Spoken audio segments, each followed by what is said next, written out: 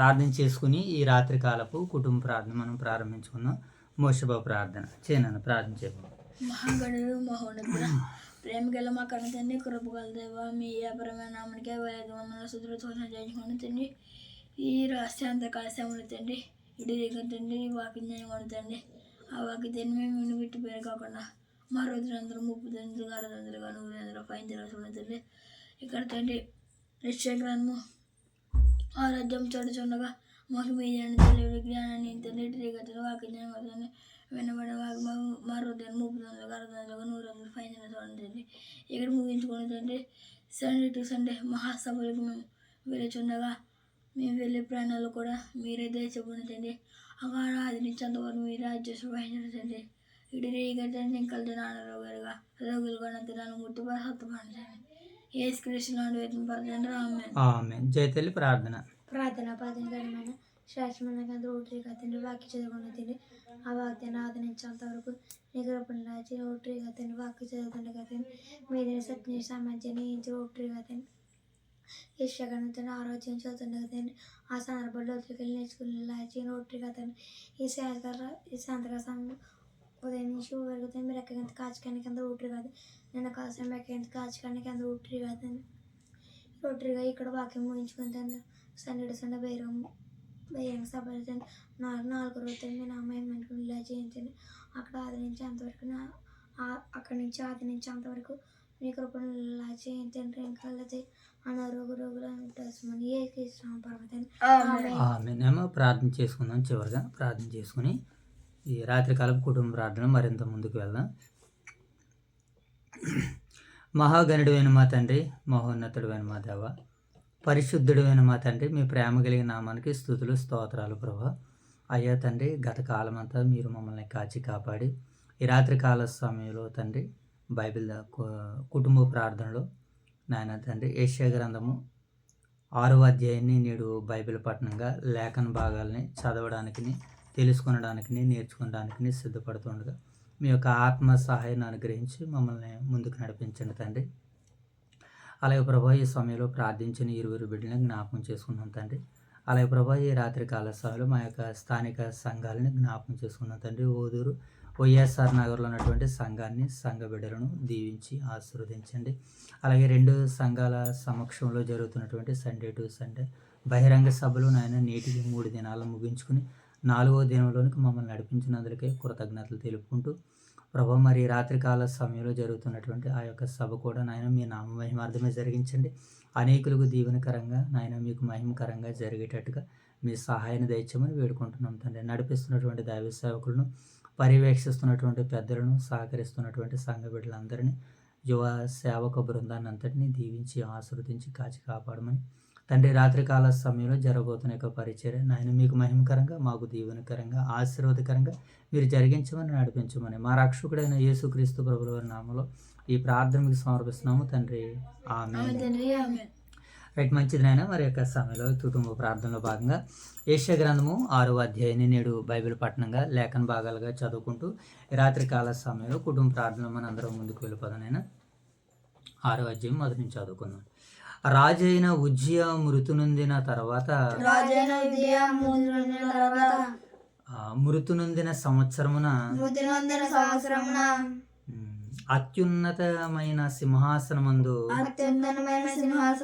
ప్రభు ఆసీనుడై ఉండగా నేను చూచితిని. ఆయన చొక్కాయి అంచులు దేవాలయమును నిండుకొనెను. ఆయనకు పైగా సిరూపులు నిలిచి ఉండిరి. ఒక్కొక్కరికి 6 రెక్కలుండెను. ప్రతివాడు 2 రెక్కలతో తన ముఖములను రెంటుతో తన కాళ్ళను కప్పుకొనుచు రెండింటితో ఎగురుచుండెను. వారు సైన్యములకు అధిపతియగు యెహోవా పరిశుద్ధుడు పరిశుద్ధుడు పరిశుద్ధుడు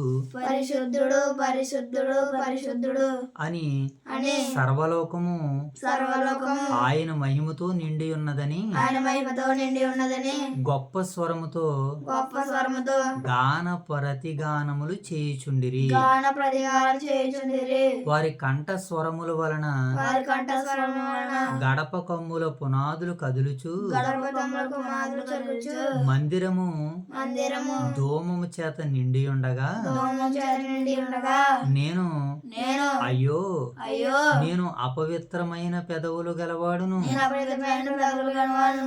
అపవిత్రమైన పెదవులు గల జనుల మధ్యను అపవిత్రమైన మనుషుల జనం యొద్దను నేను నశించి తిని. నేను నశించితిని. రాజును రాజును సైన్యములకు అధిపతియగు యెహోవాను సైన్యములకు అధిపతియగు యెహోవాను నేను కన్నులారా చూచితుననుకుంటిని. నేను కన్నులారా చూచిననుకుంటిని. అప్పుడు ఆ శరీపులలోనొకడు అప్పుడు శరీరపులో ఒకడు తాను బలిపీఠమును మీద నుండి తాను బలిపీఠం నుండి కారుతో తీసిన కారుతో తీసిన నిప్పును చేతపట్టుకుని నిప్పును చేత పట్టుకుని నా యొద్దకు ఎగురు వచ్చి నా యొద్దకు వేరి వచ్చి నా నోటికి దాన్ని తగిలించి, నా నోటికి దాన్ని తగిలించి ఇది నీ పెదవులకు తగిలిన గనక ఇది నీ పెదవులకు తగిలినక నీ పాపమునకు నీ పాపమునకు ప్రాయశ్చిత్తమాయెను, ప్రాయశ్చిత్తమాయెను. నీ దోషము తొలగిపోయిను. నీ దోషం తొలగిపోయెను. అప్పుడు అప్పుడు నేను ఎవరిని పంపెదను, నేను ఎవరిని పంపెదను, మా నిమిత్తము ఎవడు పోవునని మా నిమిత్తం ఎవడు పోయినని ప్రభు సెలవీయగా వింటిని.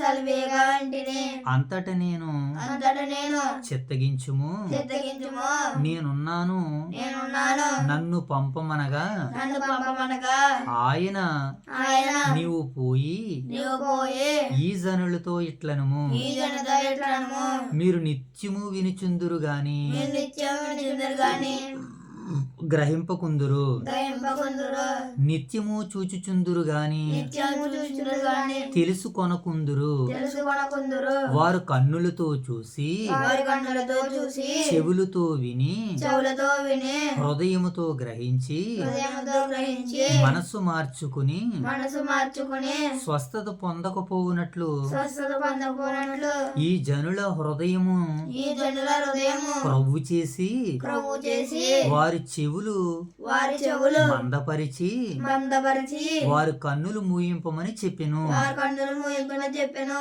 ప్రభువా ఎన్నాళ్ళ వరకని నేను అడగగా ప్రభువా నేను అడగగా ఆయన ఆయన నివాసులు లేక నివాసుల యొక్క పట్టణములు మనుషులు లేక మనుషులు లేక ఎండ్లను ఇండ్లను పాడగు వరకును పాడగు వరకును దేశము బొత్తుగా బీడగు వరకును దేశం బొత్తుగా బీడవను యెహోవా మనుషులను దూరముగా తీసుకుని పోయినందున యెహోవా మనల్ని దూరంగా తీసుకుపోయినందున దేశములో నిర్జనమైన స్థలములు నిర్జనమైన స్థలములు విస్తారమగు వరకును విస్తారమగు వరకును అలాగును జరుగును. అలాగును జరుగును. దానిలో 10వ భాగం మాత్రము విడవబడిను, దానిలో 10వ మాత్రము విడవబడెను, అదియును నాశనమగును. అదియు నాశనమగును.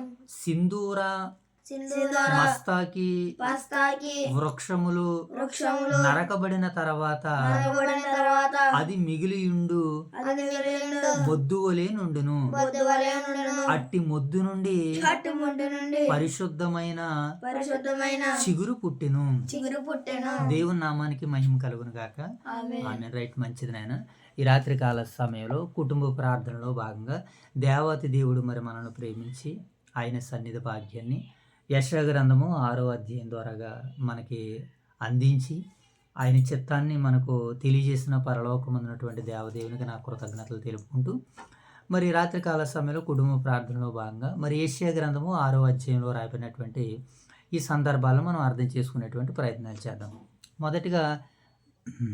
మొదటిగా ఈ 6వ అధ్యాయ నేపథ్యాన్ని మనం చూసినప్పుడు ఈ 6వ అధ్యాయంలో మొదటగా మరి ఉజ్జియా రాజు గారు చనిపోయినప్పుడు మరి యెషయా గారికి వచ్చినటువంటి దర్శనం మనం అదే మొదటి అధ్యాయంలో మొదట చదువుకున్నాం. యెషయాకు కలిగినటువంటి దర్శనం అంటే ఆ దర్శనాల్లో ఏం చూస్తున్నాడు అంటే ఇక్కడ రాజైన ఉజ్జియా చనిపోయాడు. అలాగే తన తర్వాత ఉజ్జియా తర్వాత యోతాము గారు తన కుమారుడు రాజు అయ్యాడు. రాజు అయినా ఇవన్నీ జరుగుతున్నప్పుడు యెషయా గారికి దర్శనం ఏం కనపడుతుందంటే దేవుని యొక్క దర్శనము యెషయా గారికి కనబడుతుంది. ఎవరి దర్శనంనైనా? దేవుని దర్శనం. దేవుని యొక్క దర్శనం. ఆ దర్శనంలో దేవుడు ఎలాగున్నాడో యెషయా గారు చూస్తున్నాడనమాట. పరలోకములో దేవుడు ఆయనకు కనబడినట్లుగా, ఆయనకు కనబడి యెషయా గారికి భవిష్యత్తునంతటిని చెబుతున్నాడనమాట దేవుడు. ఏం చెప్తున్నాడు మోషే బాబు? భవిష్యత్తుని అంతటిని చెప్తున్నాడు. భవిష్యత్తుని అంతటిని చెప్పడానికి ముందు ఏం జరుగుతుందనంటే, దేవుణ్ణి చూశాడు ఆయన.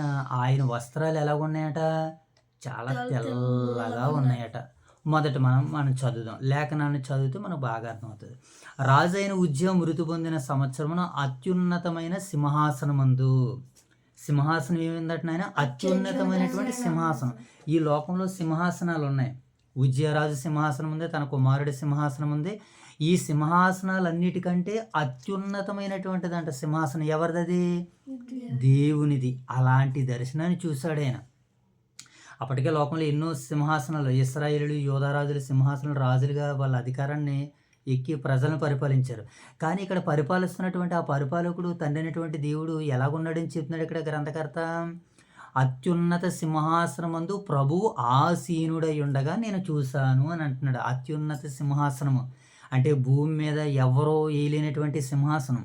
ఏనన్నా ఇప్పుడు కూడా చూడండి, మన మీటింగ్స్లో ఇది వరకు వేయలేదు ఎవరు కూడా అంత గొప్పగా, అంత చక్కగా. ఏంటది? మనకు ఉంటున్నటువంటి అది కదా నాయన, స్టేజ్ చాలా పెద్దది కదా. దాని మీద దైవ సేవకులు అందరూ కలిసి ఉంటున్నారు. ఇలాంటి పెద్ద పెద్దవి కూడా ఇంకా చాలా ఉన్నవి. వాటన్నిటికీ మించి అంటున్నాడు ఇక్కడ, అత్యున్నతమైనటువంటి సింహాసనం మీద ఎవరున్నారట? దేవుడు ఉన్నాడు. ప్రభువు ఆసీనుడై ఉండగా నేను చూసి తిని, ఆయన చొక్కాయి దేవాలయపు అంచును నిండుకున్నాయట. ఆయన చొక్కా ఎక్కడ నిండుకున్నాయట? దేవాలయపు అంచుని. అంటే ఆయన ఉదాహరణకి మనం అర్థం చేసుకుంటే, ఆయన వేసుకున్నటువంటి ఆ వస్త్రాలు దేవాలయాన్ని కప్పేసినాయి. దేని కప్పేసినాయి అమ్మా? ఇప్పుడు మనం వస్త్రాలు వేసుకుంటున్నాం, మన ఒంటిని మాత్రమే కప్పుతాయి. కానీ దేవుడు, అది యెషయా చూసినటువంటి ఆ దర్శనంలో దేవాలయాన్ని కప్పేసంత వస్త్రాలతో ఉన్నారట దేవుడు. అలాంటి ఆయన్ని చూశాడట. ఆయన వస్త్రాలు ఎలా ఉన్నాయట? ఆ దేవాలయాన్ని కప్పేసి ఇంకా ఆయన చొక్కా దేవాలయంచును ఉండుకును. ఆయనకు పైగా దేవాలయమును ఉండును. ఆయనకు పైగా సెరూపులు నిలిచి ఉండును. ఒక్కొక్కడు 6 రెక్కలు కప్పుకుని ఉండును. 2 రెక్కలతో రెండింటిని మడుచుకుని ఉన్నారని వాళ్ళ గురించి, దేవదూతల గురించి చెబుతూ, ఆయన వస్త్రాలు ఎలా ఉన్నాయి? తెల్లటి వస్త్రాలతో. ఏమండి? దేవాలయాన్ని ఆయన ఆసీనుడై ఉండగా ఆయన చొక్కా దేవాలయపు అంచుల్ని, అంటే దేవాలయం కనిపించలేనంతగా ఉన్నాయట ఆయన ధరించుకున్నటువంటి వస్త్రాలు. మనకి నూతన నిబంధన గ్రంథంలో కూడా ఈ వస్త్రాల గురించి మనం ఆలోచన చేసినప్పుడు, యేసుక్రీస్తుల వారు పేతురు గారు, యోహాను గారిని, మరి యాకోబు గారిని ఎత్తైన ఒక కొండ మీదకి తీసుకుని వెళ్ళి అక్కడ రూపాంతరము చెందుతాడు. ఆయన వస్త్రాలు ఎలా కనబడతాయి అక్కడ? దగదగా కనబడతాయి. తెల్లని వస్త్రాలు అనమాట. అంటే ఏ చాకలి కూడా అంతలా ఉతకలేనటువంటి వాటిగా ఆయన వస్త్రాలు ఉన్నాయని చెబుతున్నాడు. అలాగే ఇక్కడ దేవుడు తన వస్త్రాలను కూడా దేని కప్పేసి ఉన్నాయి? దేవాలయాన్ని కప్పేసి ఉన్నాయి.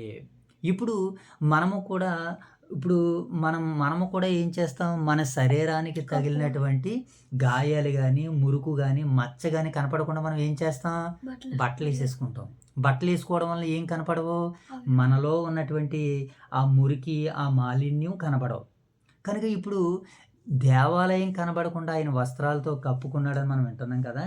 ఇప్పుడు మనం కూడా క్రీస్తుని మనం ధరించుకుంటే, ఈరోజు మనం ఎవరిని ధరించుకుంటే? క్రీస్తుని ధరించుకుంటే మన అపరాధాలు, మన పాపాలు, మన డాగులు, మన మచ్చలు, మన ముడతలు అన్నీ కూడా ఏం చేస్తాయి? కప్పివేయబడతాయి. ఎలాగా?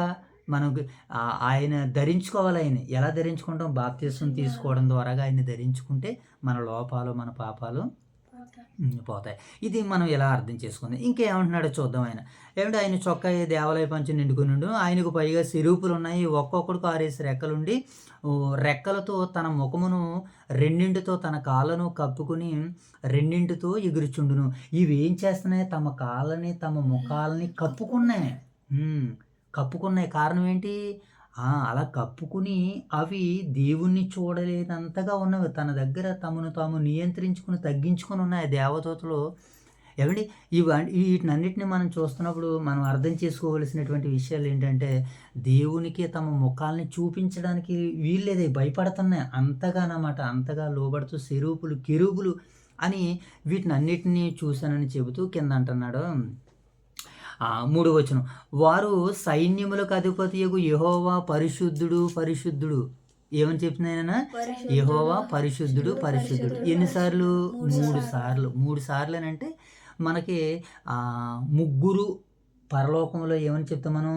తండ్రి, కుమార, పరిశుద్ధాత్ముడు అని అనుకుంటాం కదా. ఇప్పుడు ఈ ముగ్గురిని ఉదాహరిస్తూ ఏమని మాట్లాడుతున్నారు ఇక్కడ? పరిశుద్ధుడు పరిశుద్ధుడు పరిశుద్ధుడు. అంటే తండ్రి అయినటువంటి దేవుడు పరిశుద్ధుడు, కుమారుడైన దేవుడు పరిశుద్ధుడే, పరిశుద్ధాత్మ కూడా ఆయన కూడా దేవుడు, ఆయన కూడా పరిశుద్ధుడు అని వీళ్ళ ముగ్గురు గురించి పరిశుద్ధుడు పరిశుద్ధుడని చెప్పినటువంటి మాటగా మనం అర్థం చేసుకుందాం. వారు ఏమన్నారు? సైన్యములకు అధిపతి యెహోవా పరిశుద్ధుడు పరిశుద్ధుడు, సర్వలోకము ఆయన మహిమతో నిండి ఉన్నదని గొప్ప శబ్దంతో గాన ప్రతిగానములు చేయుచుండిరి. వారి కంఠస్వరముల వలన గడప కొమ్ములు పునాదులు మందిరమును ధూమము చేత నిండి ఉండగా. ఇప్పుడు ఇవన్నీ ఇంత దర్శనాలు ఇవన్నీ చూసినటువంటి యెషయా గారికి ఒక ఆలోచన వచ్చింది. ఏంటి ఆలోచన? కింద చెప్తున్నారు చూడండి. నేను అపవిత్రమైన పెదవులు గలవాడును, అపవిత్రమైన పెదవులు గల జనుల మధ్యను నివసించువాడును, నేను నశించితిని అని అంటున్నాడు ఆయన. ఈయన ఎక్కడున్నాడట? అపవిత్రమైన పెదవులు కలిగిన జనాల మధ్య నేను ఉన్నానని తన గురించి తాను మాట్లాడుకుంటూ చెబుతూ తన పెదవులు ఎలా ఉన్నాయన్నాడు? అయ్యో నేను అపవిత్రమైన పెదవులు గలవాడును అని అంటున్నాడు. ఎలా ఉన్నాయట ఆయన పెదవులు? అపవిత్రమైన పెదవుల కింద ఉన్నాయి. ఏమండి? ఎందుకు అపవిత్రమైన పెదవుల కింద ఉన్నాయి అంటున్నాడు? అయ్యో నేను అపవిత్రుడు అన్నాడంటే ఆయన చూసినటువంటి ఆ దర్శనానికి నేను చూసేటువంటి యోగ్యుడిని కాదు, నేను అపవిత్రుడిని అని అంటున్నాడు. అంటే తను ఏం చేస్తున్నాడు? దైవం ముందు ఒప్పుకుంటున్నాడు పాపాన్ని. ఏం చేస్తున్నాడు ఆయన? నేను అపవిత్రుడును. ఎందుకనంటే ఆయన పరిశుద్ధుడి దగ్గర పరిశుద్ధులే ఉండాలి, అపవిత్రులు ఉండకూడదు. అపవిత్రులు పోకూడని మార్గం అన్నాడు. అది దుష్ట మార్గాలు ఉన్నాయి, పవిత్రులు పోయే మార్గాలు ఉన్నాయి. బుద్ధిమంతుడు పరమనకు పోవు జీవ మార్గాన్ని పోతాడని రాయబడింది. కనుక యెషయా గారు ఆ దర్శనంలో చూసి ఇంత వైభవాన్ని చూసినటువంటి ఆయన అప్పుడప్పుడు అంటారు కదా, ఇంత ఇల్లు కట్టిన తర్వాత అయ్యి బాబా ఇంత ఎలాంటి ఇల్లు నేను కడతానని అనుకోలేదని అంటారు. ఏమా మంచి ఉద్యోగం వచ్చినందుకు ఎలాంటి ఉద్యోగం నాకు వస్తుందని నేను అనుకోలేదని అంటారు. నేను యోగ్యుని కాదని అంటారు. అలాగే ఆ దర్శనాన్ని చూసినటువంటి ఇక్కడ యెషయా గారు కూడా అంటున్నారు, నేను అపవిత్రమైన పెదవులు గలవాడును అని అంటున్నాడు. అప్పుడు అపవిత్రమైన పెదవులు గలవాడు నేను నశించితిని అనగానే ఆ కెరూబులలో ఉన్నటువంటి ఒక దేవదూత బలిపీఠం మీద కాలుతున్నటువంటి నిప్పుల్లో నుంచి ఒక నిప్పు తెచ్చి యెషయా పెదవుల మీద పెట్టింది. చదువుదాం, మాట చదువుతాం, మీకు బాగా అర్థమవుతుంది. అయ్యో నేను అపవిత్రమైన పెదవులు గలవాడినని చెప్పినప్పుడు నేను నశించితిని, రాజును సైన్యములకు అధిపతి యెహోవాను నేను కన్నులారా చూచితిని అనుకుంటుని. ఎవరిని చూశాడట ఈయన?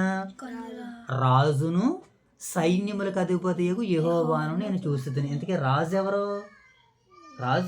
రాజులకు రాజు, రారాజు, ప్రభువైన యేసుక్రీస్తుని చూశారట ఆయన. పరలోకంలో ఎవరిని చూశారు ఆయన? రాజుని చూశాడు. అనగా రాజు ఎవరు మోషేబాబు?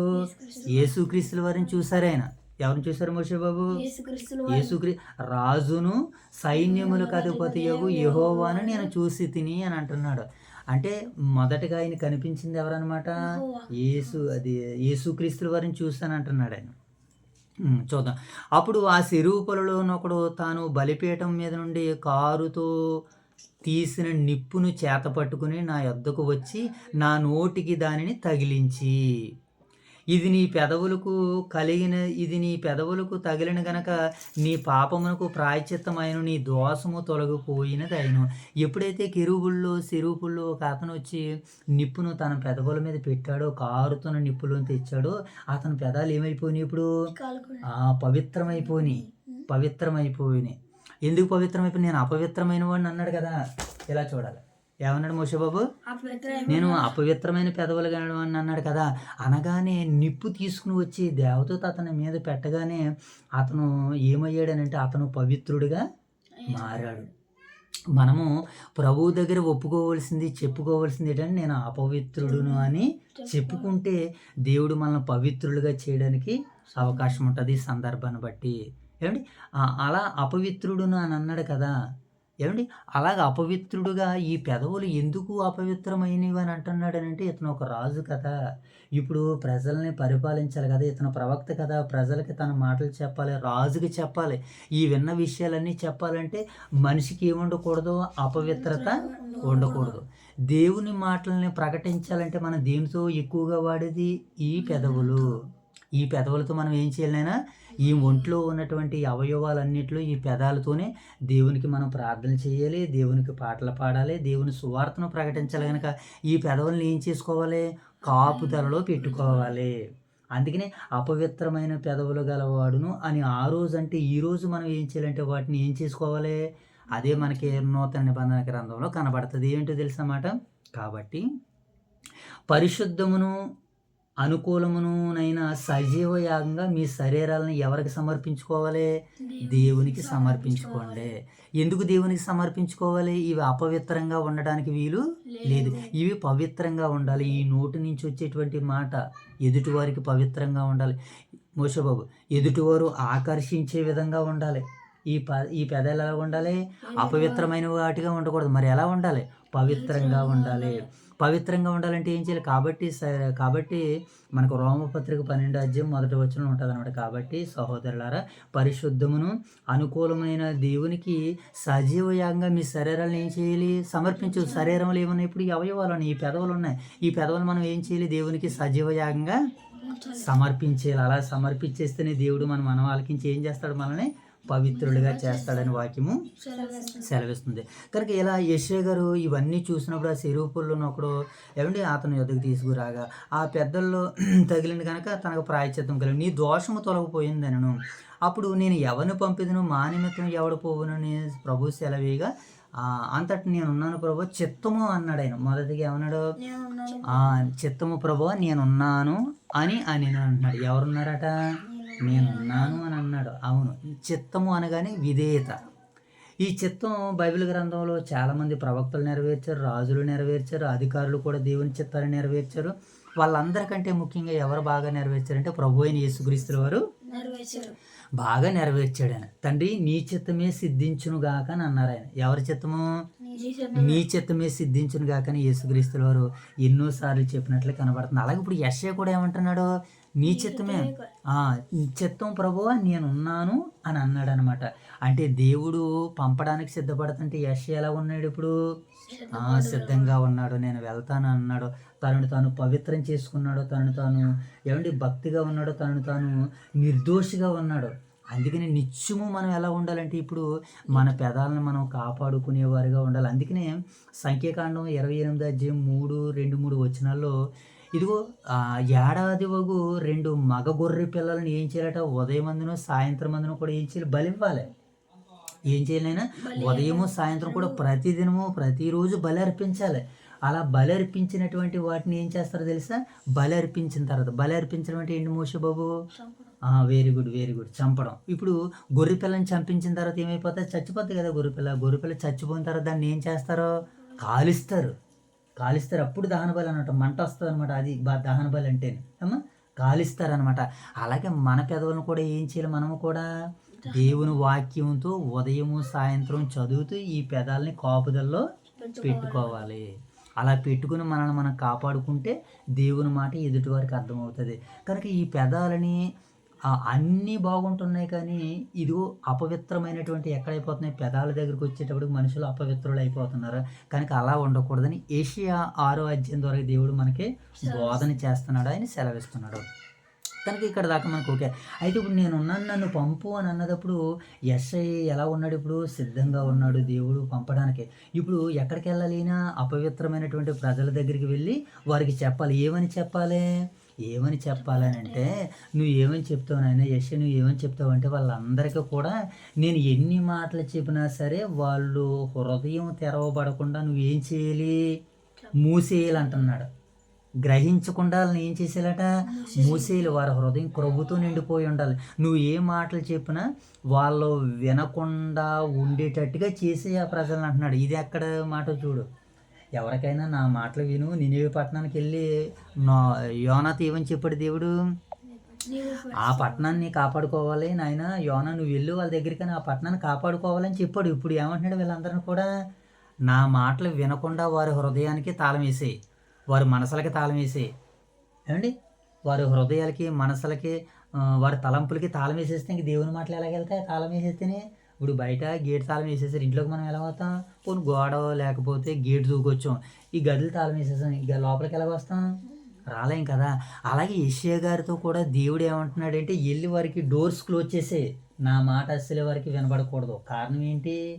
వాళ్ళ జీవితాలు మారిపోయినాయి, అయిపోయినాయి. నా మాట వినట్లేదు కనుక వాళ్ళు వెళ్ళిపోతారు, గతించిపోతారు అని అనగానే, యా ప్రభువా ఏంటి ప్రభు అని అంటే, ఇంకా నేను వారిని విడిచిపెట్టేసానని చెప్తున్నాడు. ఇది చెప్పడానికి పంపిస్తున్నాడు అనమాట యెషయా గారిని దేవుడు.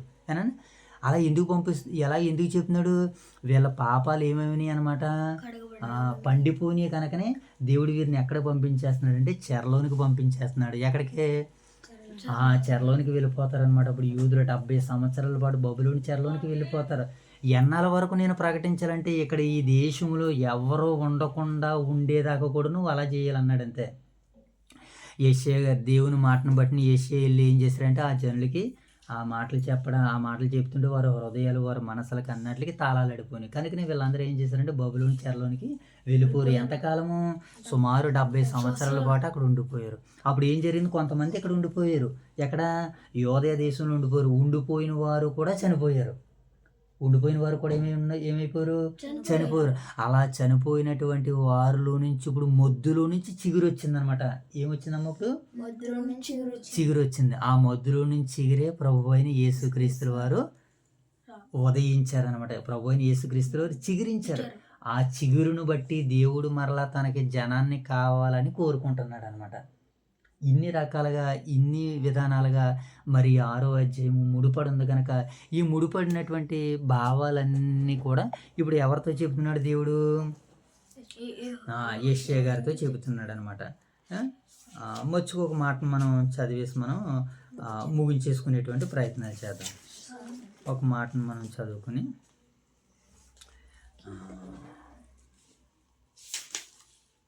హెబ్రీయులకు రాసినటువంటి పత్రిక 11వ అధ్యాయము 8 నుంచి 10 వచనాలు చదివేసి మనం ముగించేసుకుందాం. 11వ అధ్యాయం 8వ వచనం నుంచి ఇలాగ ఇచ్చాను నేను చదువుతాను. ఏది? 11:8 రైట్.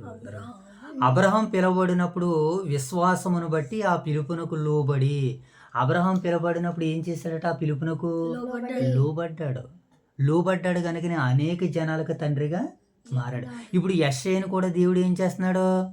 పిలుస్తున్నాడు. ఎవరికి? ఇప్పుడు యూదులందరికీ తన మాటలు చెప్పాలని. అలాగే ప్రభు అయిన యేసుక్రీస్తుల వారు కూడా ఇప్పుడు మనల్ని కూడా పిలుచుకున్నాడు. ఆయన దేని కొరకు? ఆయన తనకిష్టమైన వారిని పిలవగానే వ్రాయబడింది. యేసుక్రీస్తుల వారు శిష్యుని పిలుచుకున్నాడు. ఇప్పుడు సంఘం కూడా మనల్ని పిలుస్తుంది. ఎవరో? దైవ సేవకుల ద్వారాగా దేవుడు తన బోరను ఉపయోగించి, తన సువార్తను ఉపయోగించి, తన మాటను ఉపయోగించి దైవ సేవకులు కూడా ఇప్పుడు ఏం చేస్తున్నారు? మనల్ని పిలుస్తున్నారు. అలా పిలిచినప్పుడు మనం ఎలా ఉండాలి? ఇప్పుడు పవిత్రులుగా ఉండాలి. ఇప్పుడు దర్శనాలు చూసాడు ఆ రోజు యెషయా. ఇప్పుడు మనం ప్రతిరోజు దైవ గ్రంథాన్ని చూడాలి, ప్రతిరోజు దైవ గ్రంథాన్ని చదవాలి. ఉదయము సాయంత్రం వారు దహన బలి అర్పించారు. నువ్వు నేను కూడా ఇప్పుడు ఏం చేయాలి? ఉదయము, మధ్యాహ్నము, సాయంత్రము, తెల్లవారుజాము, మిడ్ నైట్, ఆల్ నైట్ కూడా దేవుని వాక్యాన్ని అదే అన్నాడు, యెహోవా ధర్మశాస్త్ర గ్రంథమును దేవారాత్రులు చదువుతూ ఉంటే మన అపవిత్రత పోగొట్టి దేవుడు పవిత్రతమైనటువంటి పెదాలను ఇస్తాడు.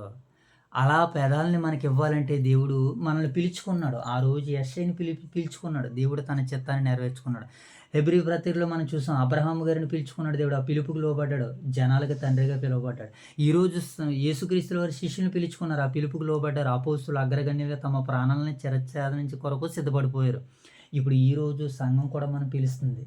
సంఘం కూడా మనం ఏం చేస్తుంది? దేవుడు పిలుస్తుంది, ఆహ్వానిస్తుంది. ఆ పిలుపుకు మనం ఏం చేయాలి? ఇప్పుడు లోబడాలి. అందుకని ఇప్పుడు మనందరికీ ఈ క్లాస్ ముగించుకోగానే బహిరంగ సభల్లోనికి మరలా మనం అటెండ్ అవ్వాలి కనుక దేవుడు అప్పటి వరకు మనల్ని సిద్ధపరచాలని దేవుని వేడుకుంటూ మోషుభ ప్రార్థన. మహాగణుడు మహోన్నతుడ ప్రేమ గల మా కృతజ్ఞతని కృపగల దేవ మీ అపరమైన నామమునకే వేలాది వందనాలు స్తుతులు స్తోత్రాలు ఈ శాంతరాశంలో జన్మంటే మీకు అంటుంది వినబడే వాక్యం మా రోజంతా 30 60 100 పైన చూడండి ఇది తండ్రి కలితే 4 గారు ఉంది ముట్టి పడుతుంది ఇక్కడ ముంచుకొని తండ్రి సండే మహాసభలకు దిగ్విజయంగా మూడు రోజులు ముగించుకొని ఈ 4వ రోజు కూడా మీరే దేశం ఉండదండి అది నుంచి అంతవరకు మీరే దేశం ఉంటుంది కదండి ఇంకా 4 గారు ఉంది ముట్టి పడుతుంది ఏ కృష్ణ పడుతుంది రామే ఆమేన్. జయ తల్లి ప్రార్థన.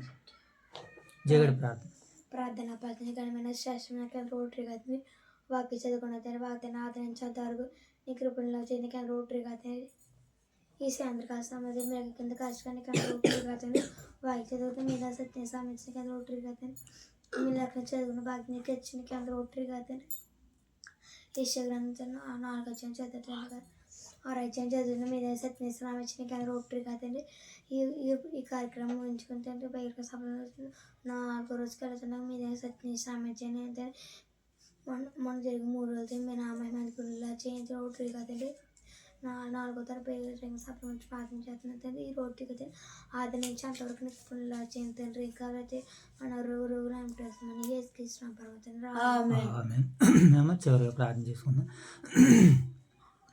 మహాగణుడైన మా తండ్రి, మహోన్నతుడైన మా దేవ, పరిశుద్ధుడైన మా తండ్రి, మీ ప్రేమ కలిగిన నామానికి స్తుతులు చెల్లించుకున్నాం ప్రభా. ఏ రాత్రికాల సమయంలో కుటుంబ ప్రార్థనలో భాగంగా యెషయా గ్రంథం 6వ అధ్యాయం ద్వారా మీ సన్నిధి కాంతిని, మీ సన్నిధి భాగ్యాన్ని మీరు మాకు అనుగ్రహించే ప్రభావ మీ చిత్తాన్ని యెషయా గారికి తెలియజేశారు తండ్రి.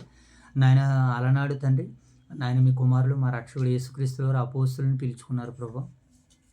ఈరోజునైనా సంఘం మమ్మల్ని పిలుచుకుంటుంది తండ్రి. మేము కూడా పరిపూర్ణమైనటువంటి రీతిలోనైనా పవిత్రమైనటువంటి రీతిని, పవిత్రమైనటువంటి జీవితాన్ని మేము జీవించి ప్రభా మీ చిత్తాన్ని పరిపూర్ణంగా సంపూర్ణంగా నెరవేర్చడానికి మీ సహాయాలు దయచేస్తారని ఆశిస్తూ తండ్రి, ఇంతవరకు జరిగిన ఈ పరిచయను మీరు దీవించి ఆశీర్వదించండి తండ్రి. నాయన ఈ పరిచయను ముగించుకుని, ఈ కుటుంబ ప్రార్థన ముగించుకుని ప్రభా సండే టు సండే బహిరంగ సభలు 4వ దినంలోనికి మమ్మల్ని నడిపిస్తూ ఉండగా తండ్రి మీకు వందనాలు ప్రభా. మరి ఆ మీటింగ్స్లోనైనా వెళ్ళి ప్రభా అక్కడ మీ చిత్తాన్ని పరిపూర్ణంగా సంపూర్ణంగా నెరవేర్చడానికి మీ సహాయాలు తెచ్చండి. అనేకులను ప్రేరేపించండి. అనేకులనైనా మీ సన్నిధానానికి వచ్చి ప్రభా అపవిత్రులు ఉంటే వారు తమను పవిత్రపరచుకుని శుద్ధి దినాలుగా వీటిని పరిగణలోకి తీసుకుని ప్రభా మీ చిత్తాన్ని పరిపూర్ణంగా సంపూర్ణంగా నెరవేర్చడానికి మీ సహాయ సహకారాలు సంఘానికి మాకును అనుగ్రహించమని నడిపిస్తున్న దైవ సేవకులు రాజుగారిని బట్టి, వారికి సహకరిస్తున్నటువంటి పెద్దలను బట్టి, యువ సేవకు బృందాన్ని బట్టి, పరిశుద్ధులను బట్టి తండ్రి, విశ్వాసులను బట్టి ప్రభా సహోదరులను అందరిని బట్టి నేను మీకు మహిమ ఘనత ప్రభావాలు చెల్లించుకుంటూ ఈ ప్రార్థన నా ప్రభువును మీ ప్రియకుమారుడు మా రక్షకుడైన యేసుక్రీస్తు ప్రభుల వారి నామములో ఈ ప్రార్థన మీకు సమర్పిస్తున్నాం మా కన్న తండ్రి.